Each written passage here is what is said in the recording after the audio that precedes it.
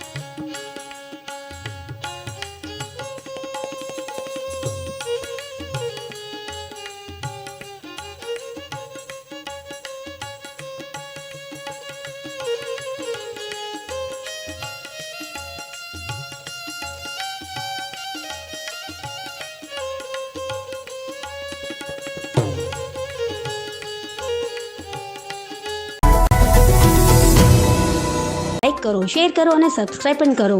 અને હા, ઘંટડી વગાડવાનું ન ભૂલશો. આભાર. સત્ય પોઈન્ટ અહેવાલ, સમાચાર તથા જાહેરાત પ્રસારિત કરવા સંપર્ક સાધો. સત્યપુંજ સમાચાર પ્રસારણ, લબ્ધિ કોમ્પ્લેક્સ, તાલુકા પંચાયત સામે, સિહોર.